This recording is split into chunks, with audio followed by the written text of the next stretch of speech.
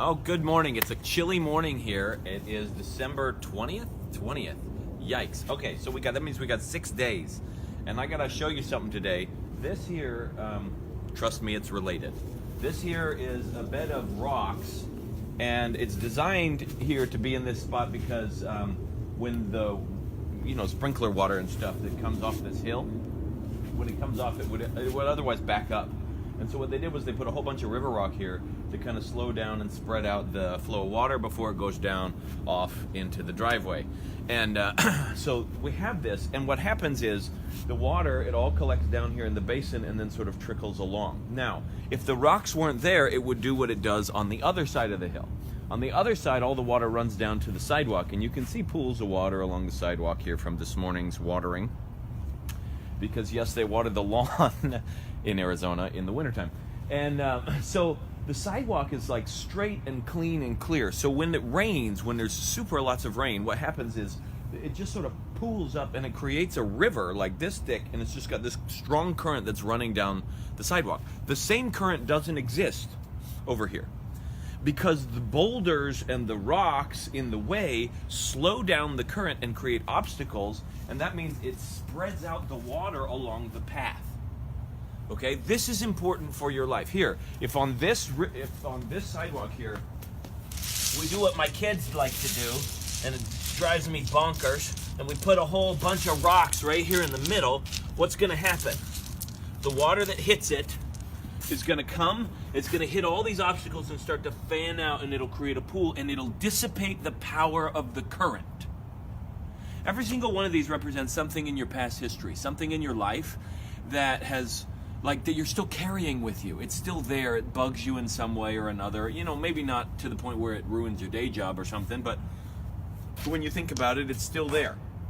Every single one causes an obstacle in the power that you're carrying forward with you in a normal day, and so it spreads out and diffuses the amount of power you have to do the things that you want to do in your life.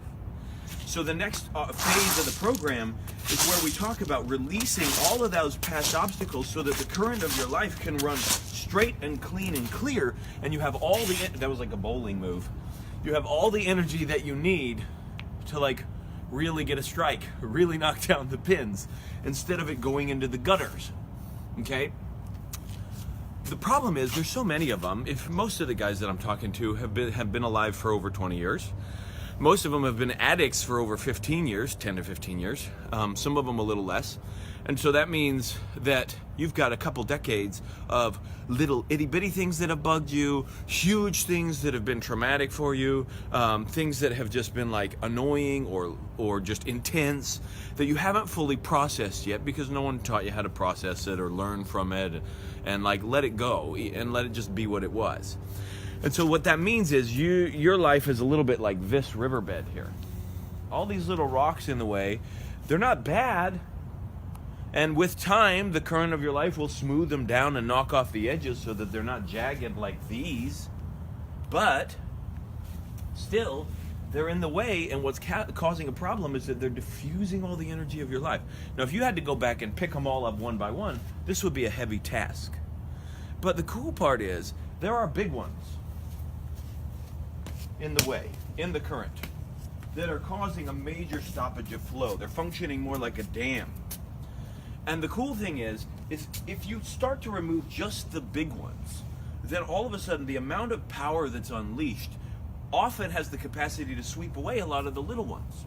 And so the process that you're going to go through when you start this program is going to be a process of identifying every stone in the river that you can, and then figuring out which ones are the critical ingredients that you need to process so that when you're finally done with them, when it's all said and done, you've unleashed enough current to sweep away almost all of the rest that's left, which means that you would be free in a very short amount of time with so much more energy and so much more power to be able to move forward into the future and stay kind of present with that process instead of always being dragged